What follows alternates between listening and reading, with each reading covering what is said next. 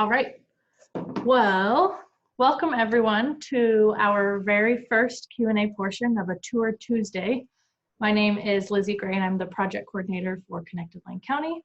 And I am joined today by Joe Morgan of Arcimoto. Hi, Lizzie. Thank you so much for having me. Hi, Joe. Before we start, I just thought I'd remind all the students who are joining us that by now you should have watched the tour video of Archimoto that Olivia Goodhart sent your way on Monday. That email also had the link to this Zoom call. So you can go back to that email if you have not watched that video and watch it really quickly. It's only about 5 minutes long, so you can watch it and then join us again. During this, Joe and I will just be chatting. I have some questions to ask him, but we encourage you to please type in your questions to the chat box. And I'll be monitoring that so that Joe can answer those questions for you. All right, so I will get us started. And right off the bat, could you just give us the history of Archimoto, its genesis and how and who founded it? Sure. So Arcimoto was started in 2007. The founder is Mark Fromar. And so Mark created a company called Garage Games. And the interesting thing about that was, guys, he and his team created game engines that would empower anyone on the planet to make their own video games. At that time, there was just the big players, and that's the only ones that could do that. And all of a sudden, you and I could create our own video games. So he sold that. And Mark traveled the world for a year, kind of went on his own little adventure. And he is a philosopher and an adventurer, a loving human being. He is a certified yoga instructor. So like there's a lot of components to Mark. And just a brilliant human being and one of the most generous people I've ever had a chance to really create with. And Wow. So I just love Mark. He's awesome. That's great. So I've been there since day one, and Mark got, I think about 7 professionals together, mostly from manufacturing, engineering, that kind of fields. And we all met with Mark, and he had a little napkin sketch of this crazy electric vehicle he wanted to create for the world. And so we all sat down and had a beer, and he gave us his little spiel there, and 5 of them immediately said, "There's no fucking way." And they had a long list, guys, of undercapitalized, didn't have the team, there was no design, there was no vision, on and on and on, blah, blah, blah, blah, blah, blah, blah. Wow. So here we are now. And if you check out the video, we have created a 30,000 square foot manufacturing facility, and we are creating product for the world. And there's some really fun, interesting ideas there, and you and I can dive into them or not. It's all good. Yeah, That's great. Yeah, does that work? Yeah, absolutely. So did you come from a manufacturing world? You said that those 7 professionals, for the most part, they did. What was your career path? Yeah, so I was born in Little Rock. You want me to tell the story real quick, or you won't? Yeah, okay. I'm born in Little Rock. So my dad was a lineman, a heavy-duty, high-voltage electrician, and so we traveled all the time. So, guys, by the time I was a sophomore in high school, I'd been in 12 different schools. So I was always the new kid everywhere. And I went to 1 year of college, LCC, studying computer science. And sorry about that. Are we still there? Yeah.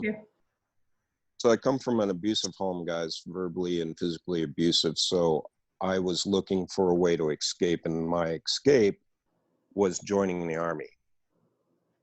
So I enlisted into the Army. I swore the oath. I was 19, and then I went and told my folks. I joined the Army, and I shipped out in 2 weeks. And so I did 10 years in combat units. I was a non-commissioned officer in the infantry. I did my last year in the reserve as a drill sergeant. So that's how I finished that. Wow.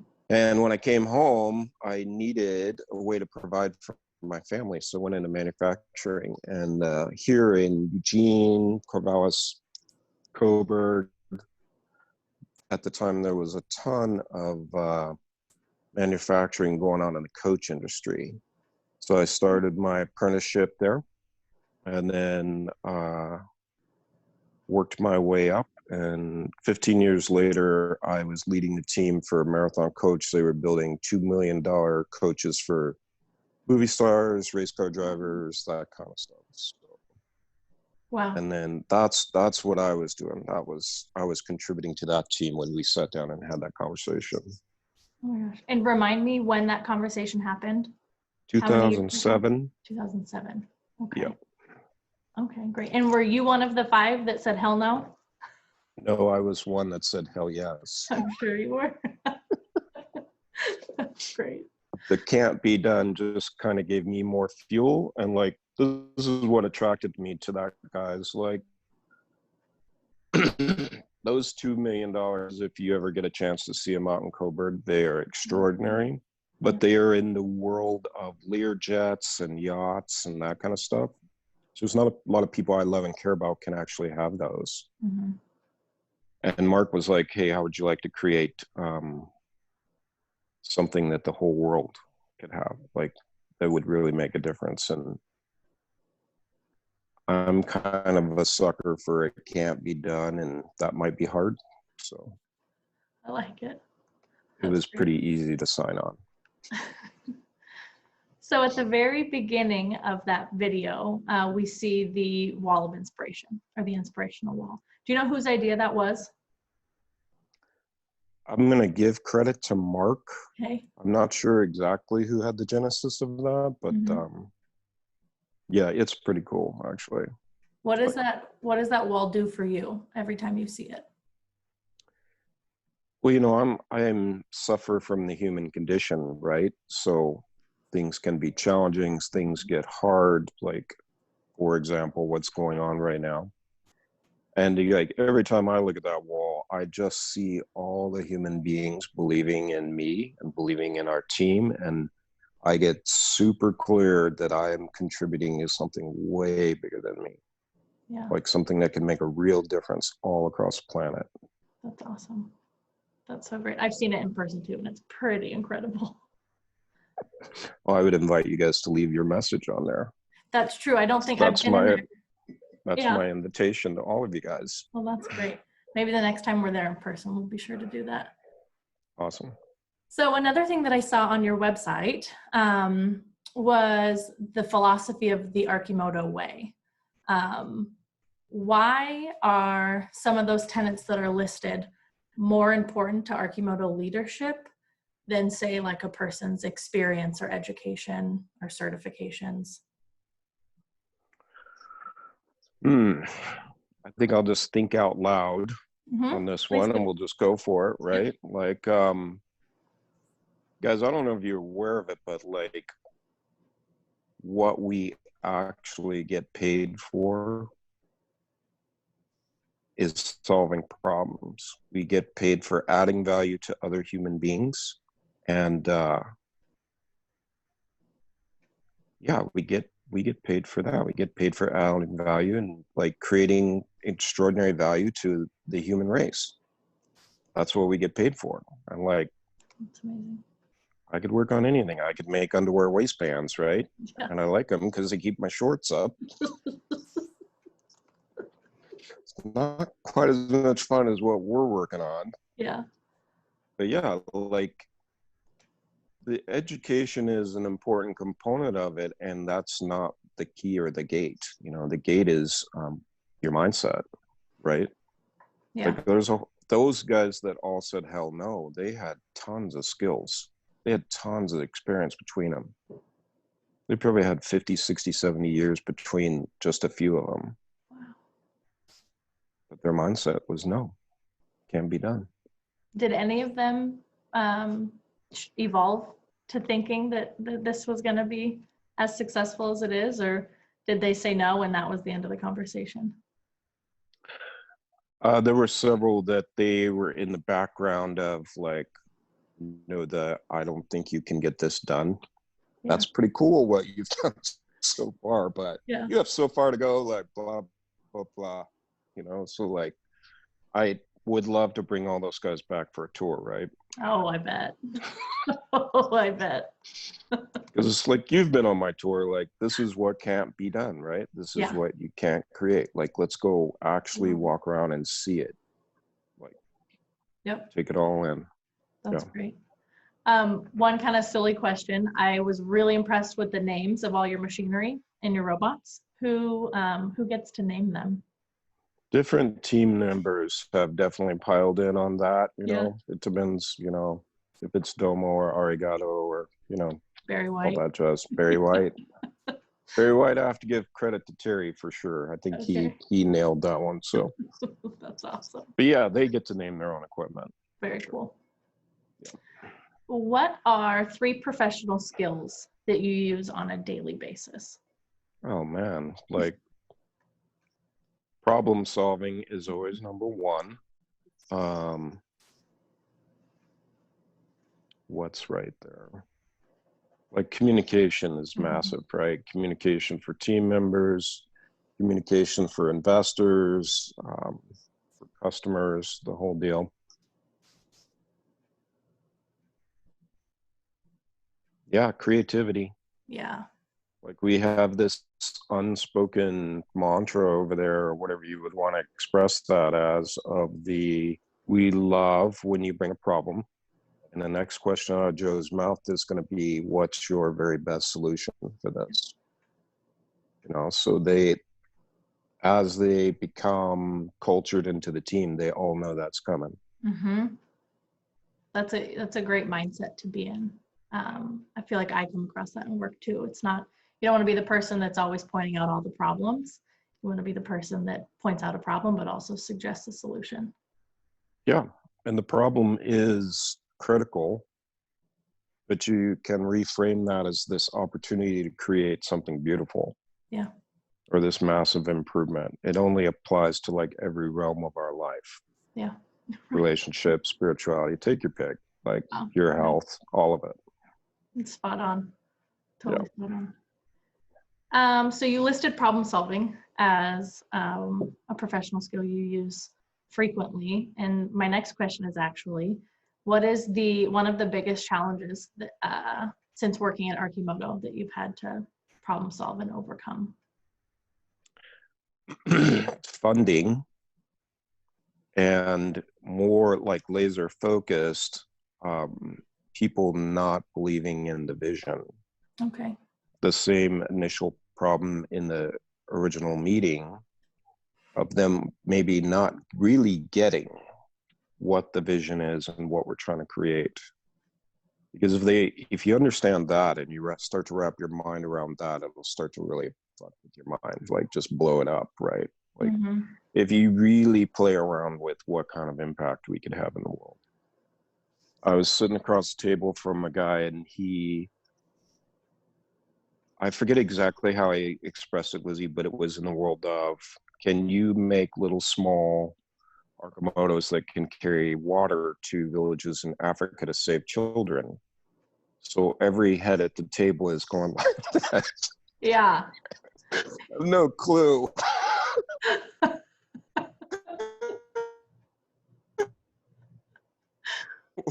What that much? The answer is yes. Yep. Do we know how we're going to do that? We have some ideas, but, like, man, there's a ton of work. Wow. Like, so for example, right? One example. Yeah. Does that answer your question? There you go. Yep, it sure does. Sorry, you froze there for just 1 second. So we actually have our very first question from the student audience. So Galaxy A10 would like to know, Joe Morgan, what is the greatest achievement so far in your life? I have saved 5 people's lives. Whoa. 2 of them were my younger brothers, at different points. Wow. Wow, that's incredible. Oh my gosh. Okay. That's a pretty major accomplishment. I was in the infantry, so there's lives I didn't save. And so I have that as part of my experience too. But yeah, that's the first thing that comes to mind anyways. Does that work? I think so. I think that works. What do you look for when hiring new employees? I am definitely looking for the can-do spirit, like the willingness to really take on difficult things. And I am definitely looking for the team player. You know, you can have the greatest skill sets in the world, and if you're not a great team player and you don't have a desire to become a great team player, I'm just gonna thank you and have you have my ties over there. Yeah. Because you're not gonna play team ball with us. So it's not gonna work. That's probably the two critical things for me. Just the willingness to take on. So I saw something while exploring your website yesterday that kind of struck me because I've never seen it before. And under the careers tab on your website, I think there was one job posting, and then there was a second job posting that looks like something that's that stays there, called a general interest form. And basically you're soliciting like descriptions from folks who want to work for Arcimoto and think that they would be a good fit for your team, but don't necessarily see a job posting up there that fits their current skill set or their past work experience. Can you tell me more about that? Because I thought it was pretty incredible.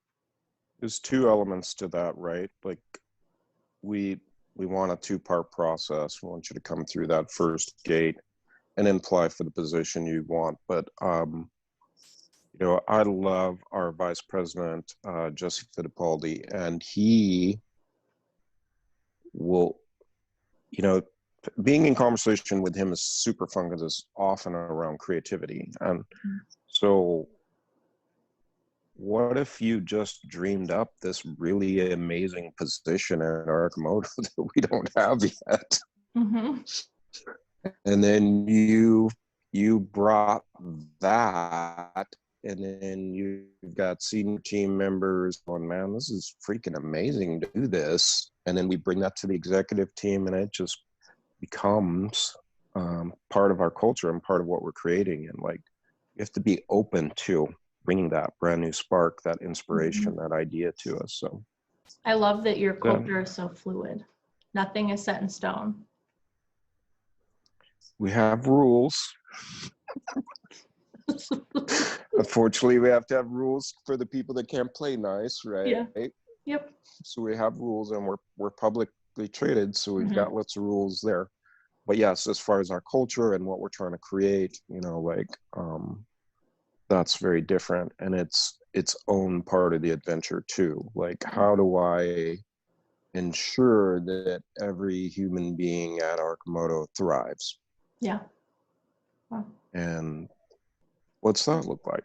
And how do I create that with the team? Do you do pretty regular check-ins with your team? I'd say communication is challenging for us, and it's our greatest strength.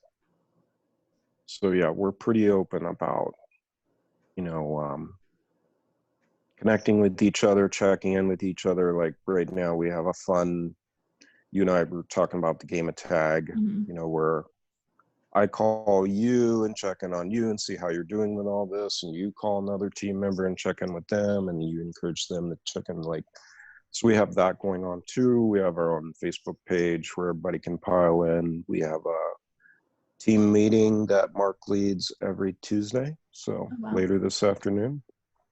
Great. We'll be doing that. And, you know, we've had really great participation there too. That's awesome. Yeah. We have a follow-up question to the greatest achievement. Someone would like to know what your greatest professional achievement is now. Boy, what metric do you use on that? I will tell you something that's a little unique to me. Let's play around in that world. Right. I led the paint division for Marathon Coach. So they were in charge of all the exterior designs and the really elaborate paint jobs. And I think in my career as a professional painter, I've done about 900. And I am very colorblind. So about 5 years into that part of my journey, I led the team, and a new vendor came in, and they were showing the new products and effects. Super awesome. Executive team, like, let's do this. And they said, got to give all your guys, about 20-man team. They said, got to give you guys a colorblind test. Like, great, go ahead. And they said, you got to take it. And I said, that won't be necessary. And said, well, just because you're the boss, you still got to take that colorblind test. And I said, well, I can't pass it. Mm-hmm. And they thought I was bullshitting. Yeah. He's like, man, I've seen you work for 5 years at least. Like, there's no way you're colorblind. It's like, you keep saying that, right? So I took the test, and I don't know if you guys ever seen that, but it's a little flip book of a round circle that looks like a pizza or something, and it's got all the colored specks in it. And if you look into it, you see a 53, and I don't see anything. Wow. So I could only get about 3 out of 100. Oh my gosh. So vice president called me in the office. He's like, you can't be colorblind. You guys keep saying that. Like, I was born this way. Yeah. Well, the thing is, guys, I really wanted this. I really wanted to learn how to do this, right? So I tried to learn it the same way everybody else does, and I just couldn't see. I can't see dark green, dark black cherry, Wow. dark purple, dark blue. Like, I can't see them. Dark brown. They all look the same to me. Okay. My eyes never developed, so it all looks the same. So I learned how to do it mathematically. What? Every paint code is made out of a certain amount of different components of colors. 3 grams of white, 7 grams of silver, 2 grams of phthalo blue. So I learned how to do it mathematically, and then did extra training without being paid to learn how to blend colors, because the human eye can only perceive a certain gradation between 2 colors. So that's probably one of the things I'm proud of, is I was able to do that at such a high level, and I am totally very much colorblind. I have to ask my wife sometimes, like, what color is this shirt? She's like, I love you, purple. Oh my gosh, that's incredible. That's like, what a story of determination and not taking no for an answer. Yeah. Yeah, I just wanted it. I wanted it. So Absolutely. Yeah. Wow. That's great. There's another question here that asks, how is the Arcimoto vehicle different from the average commuter car when it comes to sustainability? Yeah, so I'll just think out loud for you guys a little bit. You know, a car is about 4,000 pounds of steel. It's about 25, 28, 29 miles per gallon, depending on what it is. Carries one person here and there, does stuff, right? Takes us where we want to go. An Arcimoto FUV is 173 miles per gallon. So what that means is, if every one of us jump in on Arcimoto right now and drive at 100 miles, that's its range, mixed use, we will all spend $1 in electricity. So if you begin to let your mind play with all the deliveries we do, Amazon, pizza, auto parts, medical labs, Grubhub, whatever, like, those could all be done in little Arcimotos. And like, we were in this conversation the other day of, like, I really love the crew working 410s if possible. And then they get a 3-day weekend. And being in this conversation of, like, if you and I have a crew that's 100 people and they just don't drive 1 day a week, that's a lot of fuel. Yeah, it is. And a lot of use on the car and all that. Like, we're not talking about little chump change amount of money. We're talking a ton of money in 1 year. Yeah. And so just by adjusting the way we do things, at 173 miles per gallon, it's not going to take very long to just like kill everything that would be its normal component, little Ford or Chevy or whatever it is, even an efficient one. Yeah, that's absolutely true. I never thought about that. That part of working 410s is that you're just not on the road that fifth day. Well, we have a very vivid example of what's going on in the world since there's a bunch of us at home right now, right? I was going like in the environment and like incredible stories around the world. Yeah. Yeah, it's true. Oof.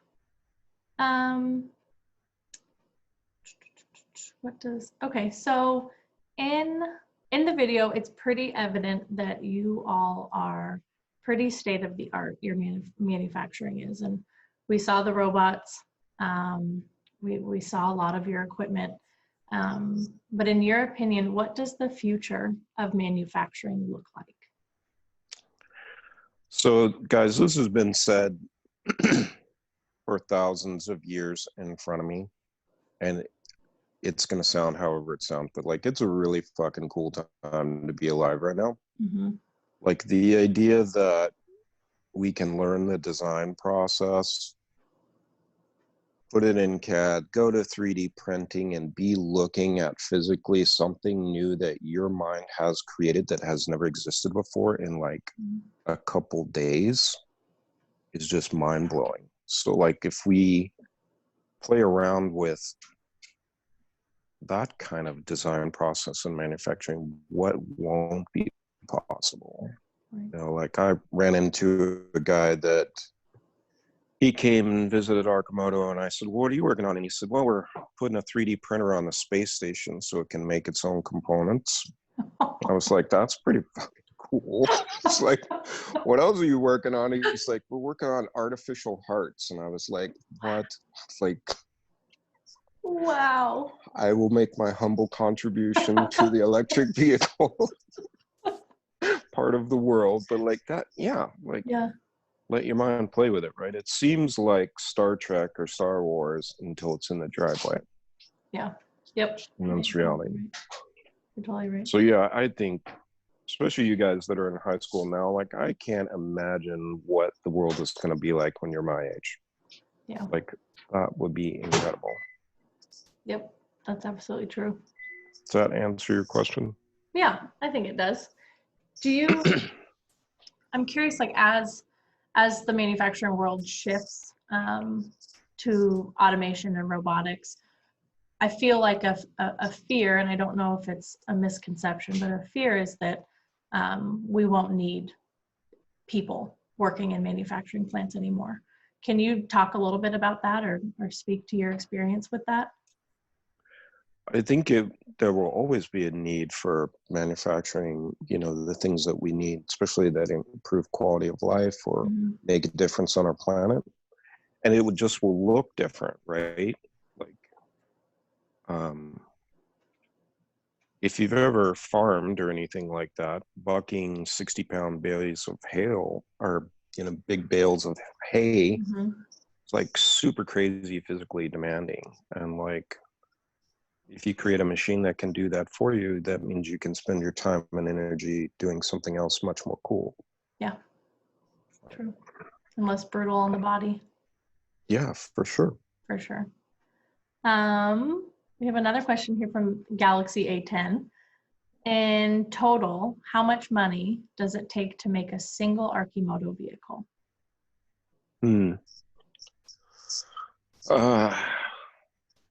Well, that's a question of scale, right? To build one, the very first one, that might take us $40,000, let's say.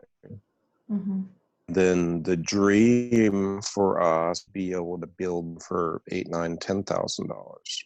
And so you got to remember that, like, right now, I can buy a couple hundred tires at a time, not 30,000 tires at a time. So Right. in that, I have to pay a premium for everything. So as you're able to create a lot more vehicles, it becomes much, much easier to bring the cost on down. That makes sense. Yeah. And what do you sell those for again? So you can buy them for 20 right now. Oh, that's great. And you are looking to put doors on them? Yeah, we know that doors are an important component to that. You know, like we live in a little rainforest here.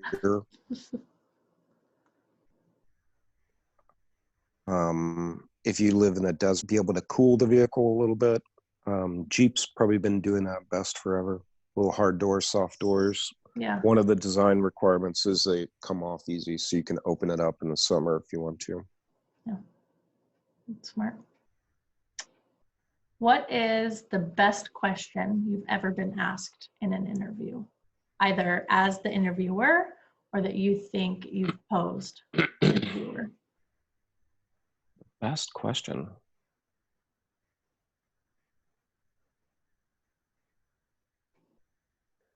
I'm not sure. Like, if I think out loud for you guys, I think one of the questions I liked most that was one of the most challenging is something you were pointing to earlier, which is how do I create this culture at Arcimoto where people just love coming to work and they thrive, they like are excited to be there, and like they go home with a big smile, totally fulfilled. Yep. Like, that's a challenge worth playing for. Nice. I like it. This is actually a related question, but what about your company makes you the most proud? Or makes you the most proud to work there?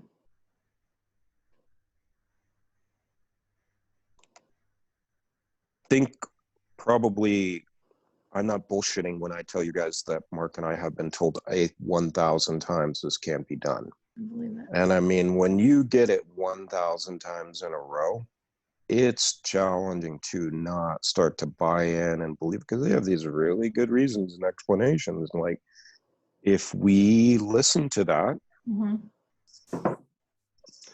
Archimotos for the world. True. Nobody gets to have them.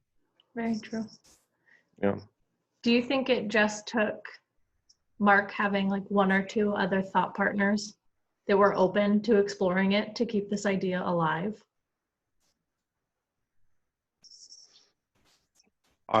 He is very human. He suffers from the human condition as well. And he's pretty relentless. Like, one of his favorite things is Wayne Gretzky had a quote, and when they asked Wayne, how do you score so much? He's a pro hockey player, guys, one of the greatest. Said, how do you score so much? He said, I skate to where the puck's going to be. When there's no evidence. The world is flat, take your pick, right?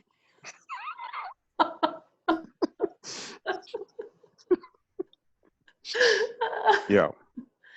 So that's my thoughts on that anyways. Very cool. Very cool. It is super helpful to surround yourself with human beings that are creating, they're aligned with your vision. You know, because if we don't believe in something, we have absolutely zero power around it. Yeah. Like, and that's just created by our own thoughts. So that'll really start to blow your mind if you look into that a little bit. Always looking for something to blow my mind, for sure. Perfect. What advice do you have for a high school student thinking about their future or their career? I would say look inside, guys, and just like, if you say I don't know, that's like bullshit.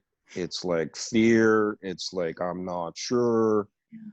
But like, in your soul, aligned with you, you know what you're passionate about. Art, music, sculpture, designing, like you want to go to Mars, like let's be straight about it, right?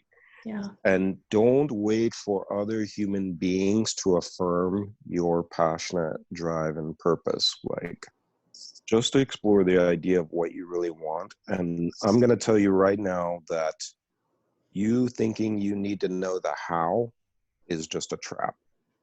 Mm. You have this massive universe backing you up, and some of the smartest people on the planet, and access to the world's best information. There is nothing you cannot create. But yeah, take it on. And like, even when your idea is not met enthusiastically, don't give up on your dreams so quick. Like, because there are other people that did not give up on their dreams, and they're creating things in our world, things that just blow our minds. Like, amazing, you know, Yeah. artificial hearts and turning on the space station and going to Mars and all that shit. You know, Right. like, take your pick. Right. Right. And Yeah. I think I forget sometimes that you can continue pursuing a dream as like a sidebar. It doesn't have to be, you know, if you have to go to work every day and you have to make, you know, a salary and an income, you can still pursue your dreams on the side, a little side hustle. So it doesn't have to be your everything all the time. Yeah, for sure. Because I worked for Arcimoto for months and just helped. I worked for Marathon for months, 50 hours a week, and then I just helped Arcimoto on the side, weekends, at nights. I'd be sketching up stuff in the middle of the night, like, and it totally paved a way to where Mark said, "Look, like, you can't be a Marathon anymore. You have to come help us. And you What's it said, going to okay. take?" Yeah. And my whole team thought we were nuts. Oh, I'm Like, sure. thought it was nuts. Like, that's crazy. Why are you doing that? Like, we have the #1 market share in the world. There's no reason to do this. Jeez. And it won't work, by the way. Oh, and by the way, it's gonna fail. Yeah, it's going to fail. That's great. Yeah. Okay. Yeah. And you guys, like, I don't give a shit if your parents don't believe in you. I don't give a shit if your teacher doesn't believe in you, your priest, whatever. Like, I probably accomplished more than all of them combined. So, like, if you get stuck in all that doubt, you guys just reach out to me. Yep. Like, we'll have a little chat about your dreams. Joe No at problem. Archimoto.com. You always No give it problem. out. I love it. I love it. So I see just one more question here in the chat box. Yeah, no problem.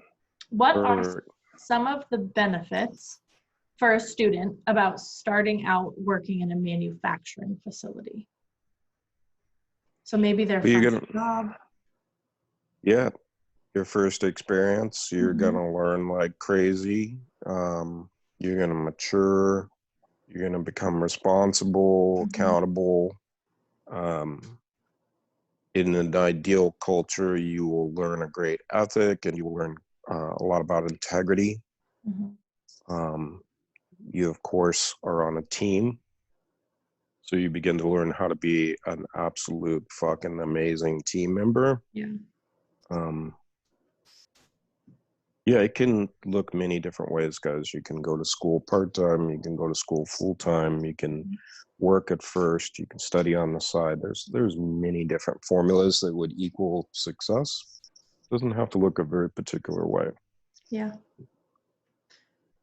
I'm just thinking about common misconceptions about manufacturing plants. I feel like they're kind of this, there's an idea that we have in our heads of what they look like. And then we take students and adults through manufacturing plants, and minds are just blown at what they actually look like and how brightly lit and just the good energy. And it's not this dark, scary manufacturing plant. But are there any drawbacks, in your opinion, to working in manufacturing? The only thing about manufacturing is you're doing the same thing a lot, you know, like repeat, that's what you're doing. You're usually assembling or something like that. And that may be super aligned with you, and people are peaceful about that and they're totally zenned out. Yeah. And some people are not created to do that as well. They thrive in the design, the engineering, the problem solving. And then you got to remember that in manufacturing, there are tons of opportunities. There's the marketing opportunity, which is communication. Yeah. There's the audio, video. There's the design process. There's the materials process. There's the actual assemblers. There's the sales team. There's so many working components to that whole operation. So Yeah. That's a great point. yeah. That's a great point. Well, that was the last question that I had for you. And the timing is actually perfect because our yard crew is here. So it's about to get real loud. But Joe, thank you so, so much for your time today. I've loved getting to chat with you. And I know there's a ton of content in here that students will learn a lot from. It's my pleasure. Thank you for having me. And thanks for being an amazing human being. I appreciate that about you. Thank you. And guys, I just love you. And like, you have questions, you reach out, and don't let people kill your dreams, man. I'm Love it. all about creating dreams. So That's just run great. it by me. All right. All right. Thank you, Joe. Bye, everybody. Bye, guys. Bye.